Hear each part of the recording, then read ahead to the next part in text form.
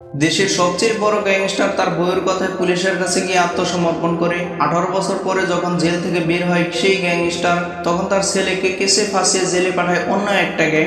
এতে তাণ্ডব লীলা শুরু করে দেয় বাবা, আর আবারও সেই আগের রূপে ফিরে আসে। বলেছিলাম সদ্য মুক্তিপ্রাপ্ত অজিত কুমার অভিনীত গুড ব্যাড আগলি মুভিটার কথা, তাহলে গল্পের গভীরে ঢুকে পড়া যাক। সিনেমার শুরুতেই দেখা যায় প্রধান বিচারপতির কাছে একটা চিঠি এনে দেওয়া হয়, সেটাতে লেখা ছিল রেড ড্রাগন ফিরে এসেছে।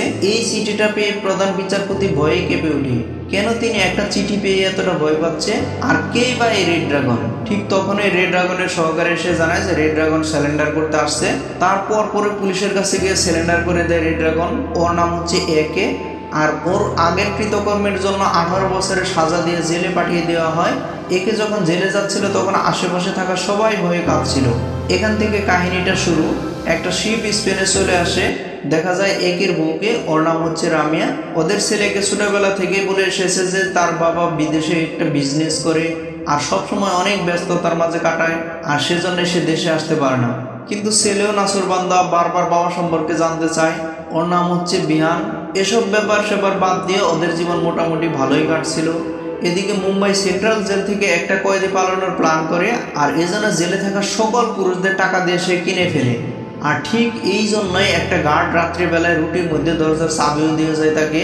ওর এমন কর্মকাণ্ড দেখে ওর সেলমেট বলে, এগুলো করে কোনো লাভ নেই, তুমি কিছুতেই এখান থেকে পালাতে পারবে না, যতই চেষ্টা করে না কেন। কিন্তু কে শুনে কার কথা? তখন কয়েদিটা দরজা খুলে বাইরে বের হয় এবং একে একে তার গ্যাংয়ের সবার দরজা খুলে দেয় এবং সবাইকে নিয়ে সেই পালাবে। তারপর পুলিশের একটা ড্রেসও পরে নেয়। ঠিক তখনই এন্ট্রি নেয় একে। প্রথমে ভালো করে সবাইকে নিজেদের সেলে যেতে বলে, কিন্তু কেউই ওর কথা শুনে না। এজন্য একে সবাইকে বেদম মার দিতে থাকে। এতগুলো কয়েদি মিলেও একে কিছুই করতে পারে না। অনেকক্ষণ চলে ওদের মধ্যকার ফাইট। তারপর সবাই অনেক ভয় পেয়ে চলে যায় যার যার সেলে, কারোরই আর পালানো হয়ে ওঠে না। তখন ওই কয়েদিটা তার সেলমেটকে বলে যে সব পুলিশকেই তো আমি টাকা দিয়েছিলাম, তবে উনি আবার কোন পুলিশ? এটা শুনে সেলমেট জানায় যে সে কোনো পুলিশ না, সে আমাদের মতোই অপরাধী। এটা শুনে অবাক হয়ে যায় ওই কয়েদিটা। তারপর একে ওদের কাছে আসে আর শুনতে চায় যে তুমি কেন জেল থেকে পালাতে চাও? তখন লোকটা বলে আমার পরিবারের জন্য। এটা শুনে একে বলে, ঠিক আছে, তুমি যদি জেল থেকে পালাও তাহলে কি তোমার পরিবার গর্ববোধ করবে? তোমার কর্মকাণ্ড নিয়ে অবশ্যই না, এজন্য সাজা ভোগ করে ফ্রেশ হয়ে তারপর ফিরবে। পরিবার তখন তোমাকে সাদরে গ্রহণ করবে। এদিকে দেখা যায় ভিয়েনার একটা প্রেমিকা আছে, ওর নাম হচ্ছে নিত্যা। সে বারবার ভিয়েনাকে তার বাবার সম্পর্কে জিজ্ঞেস করতে থাকে, কিন্তু কিছুই বলতে পারে না ভিয়ান, কারণ সে তো সামনাসামনি কোনোদিন বাবাকে দেখেইনি। এটাতে সে অনেক মন খারাপ করে, বাবাকে ভিডিও কল করে। আসলে এটা ছিল জেলারের নাম্বার। তখন জেলার ওকে কথা বলার একটা সুন্দর ব্যবস্থাও করে দেয়। তারপর বিয়ান বলে, তোমাকে সামনাসামনি কোনোদিনই দেখিনি আমি। কয়েকদিন পরে আমার 18 বছর পূর্ণ হতে যাচ্ছে। যদি ওই দিনও তুমি না আসো তাহলে আর কোনোদিনও আমাকে ছেলে বলে পরিচয় দিও না। এগুলো শুনে অনেক চিন্তায় পড়ে যায় একে। কি করবে কিছুই বুঝে উঠতে পারছিল না। তখন জেলারকে সব কিছু খুলে বলে। জেল থেকে ছাড়া পেতে একের এখনো আরো 3 মাসের মতো সময় আছে, কিন্তু জেলার অনেক তদবির করে ওর মুক্তির ব্যবস্থা করে দেয়। আর পরদিন একে মুক্তি পেয়ে যাবে। এই খবরটা গ্যাংস্টার দুনিয়ায় পৌঁছাতে খুব একটা সময় লাগে না। সবাই ভাবতে থাকে হয়তো একে আবারও ফিরে আসবে এই সন্ত্রাসের দুনিয়ায়, আর পুরো আন্ডারওয়ার্ল্ডে রাজত্ব করবে সে আবারও। কিন্তু একের এমন কোনো প্ল্যানই ছিল না। জেল থেকে ছাড়া পাওয়ার পর সাথে সাথে ওর সাথে দেখা করতে আসে রামিয়া। একে অপরের সাথে প্রায় 18 বছর ধরে আলাদা আছে। একে দেখে রামিয়া খুবই ইমোশনাল হয়ে যায়। আসলে রামের কথাতেই একে পুলিশের কাছে ধরা দিয়েছিল। যেদিন বিয়ানের জন্মদিন, যেদিন একে দেখতে আসে ওর ছেলেকে, কিন্তু রামিয়া ওকে টাচ করতেও বারণ করে। যেদিন তুমি ভালো হয়ে ফিরবে সেদিনই বাবা পরিচয় দিও আমার ছেলের কাছে। আর ঠিক এজন্যই একে জেলে গিয়েছিল। এখন রামিয়া তার ছেলেকে নিয়ে স্পেনে থাকে, আর একে ছিল ইন্ডিয়ার জেলে। পরদিনই দুজন স্পেনে যাওয়ার জন্য রওনা হয়, কিন্তু প্রতিমধ্যে একটা বাধা আসে, তাদের উপরে অ্যাটাক হয়। এই ব্যাপারটাতে খুবই ক্ষেপে যায় রামিয়া। আর সে মনে করে যে কারণে এতদিন তোমাকে রিহানের কাছ থেকে দূরে রেখেছি সেটা তো এখনো আবারও হতে চলেছে। এজন্য তুমি এখানে সব কিছু শেষ করে তারপর আসবে আমাদের কাছে। আর যদি তোমার পিছনের দুনিয়া তোমার থেকে ছাড়াতে না পারো তাহলে আইসো না। এটা শুনে একে অনেক রাগান্বিত হয়ে যায় আর যেতে থাকে একটা জায়গার উদ্দেশ্যে যেখানে একের আগের আড্ডা ছিল। ওর পিছে পিছে হাজারখানেক গুন্ডা এসে পৌঁছে। তখন একে ওদের লিডারের সাথে কথা বলে, আমি আর এই রাস্তায় ফিরবো না, কখনো আমার পিছনে কেউ আসবে না তোরা। আর যদি আমি এবং আমার পরিবারকে তোরা কেউ জ্বালাতন করিস তাহলে তোদের মৃত্যু অবধারিত। এটা বলে সে আড্ডা থেকে চলে যেতে থাকে। ঠিক তখনই ওর ফোনে একটা কল আসে। ফোনের উপর থেকে রামিয়া জানায়, আমাদের ছেলে বিয়ানাকে কেউ তুলে নিয়ে গেছে। তুমি জেল থেকে ছাড়া পাওয়ার সাথে সাথে এসব ঘটেছে, তার মানে এটাই দাঁড়াচ্ছে যে তোমার উপর কেউ প্রতিশোধ নেওয়ার জন্য এমনটা করেছে। বউয়ের মুখে এসব কথা শুনে অনেক রেগে যায় একে, আর এসব গুন্ডাগুলোকে কুত্তার মতো মারতে থাকে। এখনো সময় আছে, বল কে আমার ছেলেকে তুলেছিস, যদি না বলিস তবে সবাইকে একসাথে মরতে হবে। অনেক মার খাওয়ার পরেও কেউই বলছিল না। ঠিক তখনই একের শালার কাছ থেকে জানতে পারে যে এটা ভারতের কোনো গ্যাংয়ের কাজ না, এই কাজটা করেছে স্পেনের লোকাল একটা গ্যাংয়ের লোকজন। এটা শুনে সাথে সাথে একে রওনা দেয় স্পেনের উদ্দেশ্যে। কয়েক ঘন্টা জার্নি শেষে একে স্পেনে পৌঁছায়। এতক্ষণে বিয়ানকেও খুঁজে পাওয়া গেছে, কিন্তু এখানে বাদে বড় একটা বিপত্তি, বিয়ানকে পুলিশ ধরে। সে নেশা গ্রহণ করা ও গাড়িতে 5 কেজি নেশা বহন করার অপরাধে এবং কোর্টে এসে সবকিছু প্রমাণ হয়ে যায়। তারপর বিয়ানের জন্য জাজের কাছে কিছুটা রিকোয়েস্ট করে একে এবং একটু সময় চায়। জাজও কয়েকদিন সময় দিয়ে দেয়। এই ব্যাপারগুলোতে রামিয়া একের উপর অনেক ক্ষিপ্ত হয়ে যায়, কারণ তার ধারণা ওর জন্যই আজ বিয়ানের এই অবস্থা। একের কত স্বপ্ন ছিল যে ছেলের সাথে যেদিন প্রথম দেখা হবে সেদিনটা হবে অনেক স্পেশাল, কিন্তু এটা কি হয়ে গেল? সে জেল থেকে ছাড়া পেল আর ছেলে চলে গেল জেলে। তারপর পরে বিয়ানের সাথে কথা বলতে যায় একে আর জানতে চায় কি হয়েছিল সেদিন। বিয়ান বলে, মা যেদিন ইন্ডিয়া গিয়েছিল সেদিন আমি আর নিত্যা লং ড্রাইভে বের হই। একটা শুনশান জায়গা দিয়ে আমাদের গাড়িটা যাচ্ছিল, ঠিক তখনই আমাদের উপর অ্যাটাক করে একটা বাইকার নিত্যাকে হেডশট দিয়ে মেরে দেয় আর আমাকে অজ্ঞান করে দেয়। যখন আমার জ্ঞান ফিরে তখন পুলিশ আমাকে অলরেডি ধরে ফেলেছিল। আমি অজ্ঞান হওয়ার পর আমার সাথে কি ঘটেছে আমি কিছুই বলতে পারবো না, প্লিজ বাবা আমাকে বাঁচাও। তখন একে বলে, ঠিক আছে, আচ্ছা আমাকে তুমি এটা বলো তো যে ওই লোকগুলোকে আগে কি তুমি কখনো দেখেছিলে? তখন বিয়ান বলে যে হ্যাঁ, আগে আমরা একদিন একটা রেস্টুরেন্টে বসেছিলাম, ওই লোকগুলো সেখানে এসে আমাদেরকে জ্বালাতন করেছিল, তখন ওই রেস্টুরেন্টের মালিক ওদেরকে তাড়িয়ে দিয়েছিল। এটা শুনে একে সাথে সাথেই চলে যায় সেই রেস্টুরেন্টের মালিকের সাথে দেখা করার জন্য। প্রথমে উনি কিছুই বলতে চাইছিল না, তারপর একটু উত্তম মাধ্যম দেওয়ার পরে মুখ খুলে আসলে ওরা ম্যাথিউস গ্যাংয়ের লোক, আর তার কথাতেই সিসিটিভি ফুটেজে ডিলিট করে দিয়েছিল এই মালিক। এটা শুনে সাথে সাথেই চলে আসে ম্যাথিউস গ্যাংয়ের আস্তানায় আর সবাইকে বেদম মার দেয়। তারপর জানতে চায় কার কথায় ওরা এমনটা করেছে। প্রথমে কিছুতেই বলতে চাইছিল না ওরা, কিন্তু পরে সব কিছু বলতে বাধ্য হয়। তারা বলে, আমরা ডার্ক উলফ গ্যাংয়ের কথা এমনটা করেছিলাম আর ওরা খুবই ডেঞ্জারাস, ওদের পিছন গেলে আপনার অবস্থা খুবই খারাপ হবে। ঠিক তখনই একের এক সহপাঠী ডার্ক উলফ সম্পর্কে সব কিছু বলে দেয়। স্পেনের সবচেয়ে বড় ক্রিমিনাল হচ্ছে বাবেল, তার একটা বড় ব্যাংক আছে একটা সিক্রেট লোকেশনে। স্পেনের সকল কালো টাকা এখানেই রাখা হয়, আর এটার দায়িত্ব দেওয়া আছে দুইজনকে, বাবেলের right hand man big daddy এবং ডার্ক উলফের লিডার জানির উপরে। আর এই সব কিছুর দেখাশোনা করে জাকাবা নামের একজন। আর এই ব্যাংকের একটা স্পেশালিটি আছে, এখানে অ্যাকাউন্ট হোল্ডার ছাড়া কাউকে ঢুকতে দেওয়া হয় না। তখন একে ম্যাথিউসকে সাথে নিয়ে ব্যাংকে চলে আসে, তারপরে জাকাবাকে নিয়ে তার ছেলের ব্যাপারে জিজ্ঞাসাবাদ করতে থাকে, কিন্তু কিছুই বলতে পারে না। জাকাবা তখন ফুল লাগায় জনিকে আর এতে সব কিছু খুলে বলে, কিন্তু জনিও ব্যাপারটা অস্বীকার করে। তখন একে জনিকে অনেকগুলো ছবি দেখায়, বিয়ানকে প্রায় সবগুলো ছবির ব্যাকগ্রাউন্ডে জনি উপস্থিত ছিল। তখন স্বীকার করতে বাধ্য হয়। জনি প্রথমে এসে বলে, আমি তোমার ছেলেকে ছাড়িয়ে দেবো, কোনো চিন্তার কারণ নেই। এরপর পরই একের ফোনে ওর বউয়ের একটা কল আসে, সে জানায় বিয়ান ছাড়া পেয়ে যাবে কালকে। আরো অনেক কথা বলতে থাকে, তবে একে বুঝে যায় এটা হচ্ছে জনির চাল। আসলে জনি এআই ব্যবহার করে রামিয়ার কণ্ঠ নকল করে এসব বলছিল।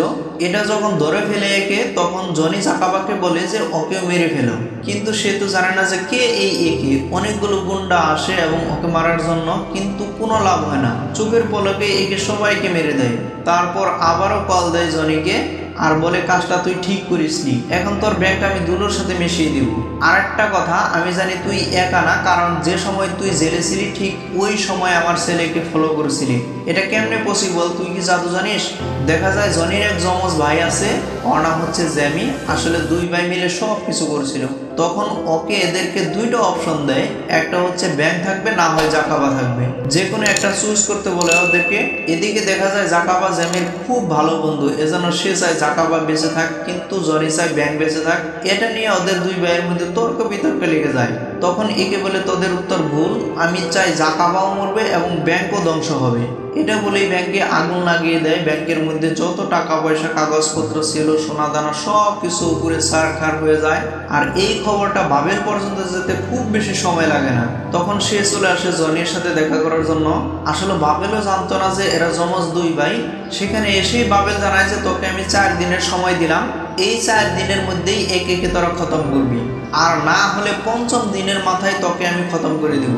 ওই থেকে কে আসে আমার ব্যাংক ধ্বংস করলো আর তুই কিছুই করতে পারলি না, তো এটা তোর জন্য শেষ সুযোগ, আর এটার কোনো গরমিল হলে তুই মরবি। আর অন্য কোনো উপায় না থাকায় জনিও বাবেলের প্রস্তাবে রাজি হয়ে যায়। আসলে ওদের দুই ভাইয়ের সমস্যা একের সাথে ছিল না, একের উপর বদলা নেওয়ার জন্য ওর ছেলেকে শাস্তি দেয়নি ওরা। আসলে ওরা বদলা নিয়েছিল একের বউ রামিয়ার উপরে, যে কিনা স্পেনে অবস্থিত ইন্ডিয়ান এম্বাসির চিফ অ্যাডভাইজার। রামার জন্য জেলে যেতে হয়েছিল জ্যামিকে। একদিন নেশার মামলায় স্পেনের পুলিশ ধরে আনে জ্যামিকে, তখন ডাকা হয় রামায়াকে। আর রামায়া ছলে বলে কলে কৌশলে জনির কাছ থেকে সব তথ্য বের করে পুলিশকে দিয়ে দেয়, আর এজন্যই জনির সাজা হয়েছিল। ঠিক এই কারণেই ওই একই কেসে রামার ছেলেকেও ফাঁসিয়ে দেয় ওরা। এই ব্যাপারটা যখন একে জানতে পারে তখন অবাক হয়ে যায়, কিন্তু তবু রামায়াকে কিছুই বলে না, কারণ সে যদি জানতে পারে তাহলে অনেক কষ্ট পেয়ে যাবে। তারপর পরে দেখা যায় যে জনি ভিডিও কল করে ইন্ডিয়ার 2 গ্যাং লিডারকে একে সম্পর্কে জানতে চায়। তখন ওরা বলতে থাকে একের বয়স যখন অনেক কম ছিল তখন ওরা আমার গ্যাংয়ে এসেছিল, ওর সাহসিকতা দেখে আমি ওকে গ্যাংয়ে নিয়ে নেই। তারপর কোরিয়া থেকে আরেক গ্যাং লিডার আসে ইন্ডিয়াতে, কে যেন পুরো ইন্ডিয়াতে ওর নামে বাউন্টি দিয়ে দেয়। প্রায় সকল গ্যাংই কোরিয়ানের পিছনে লেগে যায়, কিন্তু একে ওই কোরিয়ানের সাথে যায় এবং নিজের জীবন বাজি রেখে ওকে সেফলি কোরিয়া পৌঁছে দেয়। এরপর থেকে ওকে আর পিছনে ফিরে তাকাতে হয়নি, পুরো ইন্ডিয়া ওর হাতের তালুতে ছিল। তবে এগুলো শুনে অনেক ক্ষেপে যায় জনি, আর বলে এটা ইন্ডিয়া নয় স্পেন, সেখানকার লোকাল একটা গ্যাংস্টার, স্পেনে কি ভ্যালু আছে? এগুলো বলতে থাকার সময় স্পেনের একটা বড় গ্যাং সেখানে চলে আসে, ওর নাম হচ্ছে সাইমন। আসলে ওকে মারার জন্য বাউন্ডারি দিয়েছিল জনি, কিন্তু সাইমন এসে জনিকে অবাক করে দিয়ে বলে কাজটা আমি করতে পারবো না। তুই কি জানিস কাকে মারার জন্য বাউন্ডারি দিয়েছিস? একে লোকাল গ্যাংস্টার না, সে ইন্টারন্যাশনাল খিলাড়ি। একবার একে কুড়িয়ে গিয়েছিল আর সেখানকার টপ হিটম্যান বংয়ের সাথে কাজ করেছে। আর বংলি তো একে বলতে একদমই পাগল। তারপর একটা কাজে একে গিয়েছিল ওইকে সাহায্য করার জন্য, তার সাথেও একের বন্ধুত্ব আছে অনেক গভীর। আর প্রফেসরকে তো তুই ভালো করে চিনিস, ওনার সাথে প্ল্যান করে বড় একটা ব্যাংক ডাকাতি করেছিল ওকে, যাকে তুই লোকাল ভাবছিস সে আসলে ইন্টারন্যাশনাল। তো তোর জন্য এটাই ভালো হবে যে তুই ওর থেকে দূরে চলে যা, না হলে তোর কোনো চিহ্ন থাকবে না। আসলে একে সবাই রেড ড্রাগন নামে চিনত। এদিকে দেখা যায় যে একে ধরে এনে জাকাবাকে, তারপর পরই ওকে মেরে ফেলতে চায়। তখন জাকাবা বলে ডার্ক উলফের সবাই আমার কথা শুনে, তো ওদের এখানে ডেকে আনছি আমি, তোমার যা ভালো হয় ওদের সাথে করো, কিন্তু আমাকে ছেড়ে দাও প্লিজ। তখন ডার্ক উলফের সবাইকে আনা হয় একের পার্টিতে। আসলেও জাকাবার মানে অন্য প্ল্যান হয়েছিল, এক কিন্তু প্রথমেই ধরে ফেলেছিল একে। আর একের একটা সিগনেচার মোহ ছিল ফটোশুট, মানে ছবি তোলার সময় গুলি করে মারতো আর পরে মৃতদের সাথে ছবি উঠাতো, এটাই ছিল একের ফটোশুট। এই পুরো দলদের সাথে ঠিক তেমনটাই করে একে চোখের পলকে একটা মেশিন গান দিয়ে সবাইকে মেরে দেয় এবং তাদের সাথে একটা করে ছবিও উঠায়। এদিকে দেখা যায় যে জনি আর একটা প্ল্যান করে বসে থাকে এবং কল দেয় একে জানায় যে তোর কাছে 2টা অপশন আছে, তোর ছেলেকে আজকে জেল থেকে ট্রান্সফার করা হবে, রাস্তাতে ওকে খতম করে দেওয়ার জন্য অপেক্ষা করছে আমার আর একটা গ্যাং, তো ওকে বাঁচাতে যাবে, নাকি তুই তোর বউ কোর্ট থেকে ফিরেছে আর ওর পিছনে আমার লোক আছে, সুযোগ বুঝে খতম করে দেওয়া হবে। তো এখন তুই ছেলেকে বাঁচাবে নাকি বউকে? এটাতে অনেক চিন্তায় পড়ে যায় একে, কি করবে কিছুই বুঝে উঠতে পারছিল না সে। দেখা যায় রমায়া যখন কোর্ট থেকে বের হচ্ছিল তখন ওর পিছনে পড়ে যায় একটা গ্যাং, অনেকক্ষণ ওকে তাড়া করার পর ধরে ফেলে রমায়াকে। তখন সেই দলের লিডার কল দেয় একের কাছে, কণ্ঠ শুনে বোঝা যায় যে এটা কে। আসলে ওর নাম হচ্ছে প্রিয়া, এক সময় একের সাথেই কাজ করতো আর দুজনের জন্য ফিলিংসও ছিল, কিন্তু এখন আর ওরা একসাথে নেই। তখন প্রিয়া বলে তোমার বউয়ের কোনো চিন্তা করা লাগবে না, তুমি তোমার ছেলেকে বাঁচাও। এটাতে একে নিশ্চিন্ত হয় আর যায় ছেলেকে বাঁচানোর জন্য। দেখা যায় বিয়ানকে কোর্ট থেকে অন্য একটা জেলে ট্রান্সফার করা হচ্ছিল, তখন ওই পুলিশের গাড়িতে অ্যাটাক করে বসে। জনিরা সাথে সাথে সেখানে পৌঁছে যায় এবং একে সবাইকে কুত্তার মতো মারতে থাকে, যেন এতগুলো মানুষ ওর কাছে কিছুই না। তবে কোনোভাবে ওর হাত থেকে বেঁচে যায় জনি। তারপর একে বিয়ানকে আবারও পুলিশের কাছে সুর্দ করে দেয়। তারপর পরে এর কাছে একটা খবর আসে, আজকে বাবেলের রিউটে একসাথে থাকবে জনি ও জ্যামি, তো আজকেই ওদেরকে ধরতে হবে। না হলে এমন সুযোগ আর কখনোই আসবে না। এদিকে দেখা যায় বাবেলের রিয়েটের পার্টি চলছিল, সব মানুষজনের সাথে বাইরে পার্টি করছিল। জনি আর বেবেল ওর গার্লফ্রেন্ড নিয়ে পার্টি করছিল। কি, এটা তো বিয়ানের গার্লফ্রেন্ড নিত্যা। আসলে নিত্যা ছিল জ্যামিরই গার্লফ্রেন্ড, আর ওর কথাতেই সে ফাঁসিয়েছিল বিয়ানকে। ওরা দুজনেই পার্টি করতে থাকলে হঠাৎই সেখানে চলে আসে একে। তাকে দেখেই তো বড় মাপের শখ খেয়ে যায় নিত্যা, আর বলতে থাকে আঙ্কেল ওরা আমাকে জোর করে ধরে নিয়েছে আর জোর করে আমাকে দিয়ে এগুলো করাচ্ছে। কিন্তু একে আসল সত্যটা তো জানে। তারপর পরে ওদেরকে ধরে ডেকে নিয়ে আসে। ভিডিও কলে থাকা বাবেল, জনি ও জ্যামি দুই যমজ ভাইকে দেখে অবাক হয়ে যায়। তখন নিত্যা জ্যামিকে ধরে নিয়ে চলে আসে। বিয়ানকে নির্দোষ প্রমাণ করতে হলে এদেরকে জীবিতই প্রয়োজন। তখন ওদেরকে একটা সেফ হাউসে রাখে আর ওদের দেখাশোনার দায়িত্ব দেয় ওর শালাকে। সেখান থেকে একে সোজা চলে আসে বাড়িতে। ঠিক তখনই সেখানে চলে আসে রামিয়া, আর ওর সাথে পুলিশও ছিল। আসলে সে মনে করছিল যে নিত্যকে ধরে এনেছে ওর ভাই, আর যদি একই দেশে থাকে তবে অনেক ঝামেলা হতে পারে। এজন্য পুলিশদের ধরে ওকে ইন্ডিয়া ডিপোর্ট করানোর ব্যবস্থা করে রামিয়া। একে কিছুই বলে না আর চলে যায় সে পুলিশের সাথে। সেখান থেকে রামিয়া চলে আসে সেই জায়গাটায় যেখানে নিত্যকে রাখা হয়েছিল। এখানে এসে জেমির কথা শুনে বড় একটা মাপের শখ খায় রামিয়া। তখন সে জানায় আমি তোমার উপর প্রতিশোধ নেওয়ার জন্য, তোমার ওই দিনের ব্যবহারের জন্য একই কেসে তোমার ছেলেকে বাসিয়েছি। আমার যে কি কষ্ট হয়েছে সেটা তোমার ছেলে হারে হারে টের পাবে। এসব কথা শুনে রামিয়া নিজেই নিজের কাছে অনেক দোষী মনে করে, কারণ এতদিন রামিয়া ভাবছিল যে তার ছেলের অবস্থা তার পিতার কারণে হয়েছে, অর্থাৎ একের কারণেই হয়েছে। কিন্তু সেটা যে জ্যামির জন্য ছিল এটা সে জানেই না। ঠিক তখনই সেখানে চলে আসে জনি এবং দুজনকেই ছাড়িয়ে নিয়ে চলে যায়। রামিয়া ও তার ভাইয়ের গায়ে একটা করে গুলি লাগে। তখন তার ভাই জানায় যে একে সব কিছুই জানতো, কিন্তু তোমাকে কিছুই বলেনি, কারণ সে তোমাকে কোনোভাবে কষ্ট দিতে চাইছিল না। আর তুমি ওর সাথে এমনটা করতে পারলে আপু। এদিকে দেখা যায় এয়ারপোর্টে আনা হয় একে। সেখানে বাবা ইয়োগি নামে একজন অনেক চালাকির মাধ্যমে একে বের করে দেয় সেখান থেকে। একে সোজা চলে আসে রামিয়ার কাছে।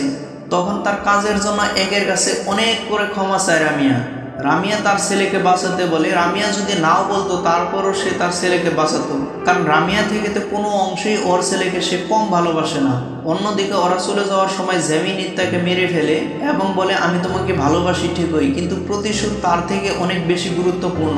তুমি বেঁচে থাকলে মুক্তি পেয়ে যাবে বিয়ান, এটা তো আমি কিছুতেই হতে দিতে পারি না, এজন্যই তোমাকে মরতে হবে। আর এটা বলে নিত্যাকে মেরে ফেলে এবং সমুদ্রে ফেলে দেয় যাতে কোনো প্রমাণও না থাকে। সেখান থেকে ওরা দুজনে সোজা চলে আসে ভাঙ্গাচোরা ব্যাংকে। কিছুক্ষণের মধ্যে সেখানে একেও চলে আসে এবং ওদের মধ্যে শুরু হয়ে যায় ফাইট। ওরা দুজনে একের সাথে কিছুতেই পেরে উঠছিল না। চোখের পলকে ওদের দুজনকেই ধরাশায়ী করে ফেলে একে। তারপর দেখা যায় যে একটা গাড়িতে উঠিয়ে নিয়ে যেতে থাকে তাদেরকে। কিন্তু প্রতিমধ্যে বাদে এক বিপত্তি। জনি আর জ্যামির সময় শেষ হওয়ার কারণে বেবাল হাজারো লোক পাঠায় ওদেরকে মারার জন্য, কারণ ওদেরকে যে 4 দিন সময় দিয়েছিল সেটি শেষ হয়ে গেছে। আর এই ব্যাপারটাতে ওরা ফেল করছে, এই জন্য এখন চুক্তি অনুযায়ী ওদেরকে এখন মরতে হবে। অনেকগুলো গাড়ি এসে ঘিরে ফেলে ওদের তিনজনকে। গাড়িগুলো থেকে অনেক লোকজন নামে। ওরা গুলি করতে যাবে, ঠিক তখনই একের গাড়ি থেকে অনেকগুলো মেশিন গান বের হয়, গুলি করা শুরু করে একে। বাবেলের লোকদেরকে পাখির মতো মারতে থাকে। কিছুক্ষণের মধ্যে সবাইকে খতম করে দেয় আর ওদের দুই ভাইকে নিয়ে কোর্টে সোর্দ করে। সাক্ষ্য প্রমাণ পাওয়ার জন্য জজ ওদেরকে সাজা দেয় আর ছাড়া পেয়ে যায় বিয়ান। পরদিন বিয়ানের জন্মদিন। বাবাকে পাওয়াতে এতদিন পরে ওদের পরিবারের পূর্ণতা পেল, সবাই অনেক খুশি। এদিকে জনি আর জ্যামিকে কোর্ট থেকে জেলে নিয়ে যাওয়া হচ্ছিল। রাস্তার মধ্যে ওদের কিছু শুভাকাঙ্ক্ষী ওদেরকে বাঁচিয়ে দেয়। ঠিক তখনই সেখানে এন্ট্রি নেয় রেড ড্রাগন। ওর কার জামা সব কিছুই ড্রাগন। তখন সে বলে তোদেরকে পুলিশের হাতে দিয়েছিলাম আমার ছেলেকে বাঁচানোর জন্য, আর এখন হবে এদের প্রতিশোধ। এটা বলেই এদের উপর গুলি চালায় আর এর মাধ্যমে শেষ হয়ে যায় সিনেমাটি। তো বন্ধুরা, কেমন লাগলো আজকের এই এক্সপ্লেনটি জানাতে অবশ্যই কমেন্ট করো। আর খুব শীঘ্রই আমি আরেকটা ভিডিও নিয়ে আসবো। সে পর্যন্ত সবাই ভালো থাকো। Bye bye, take care.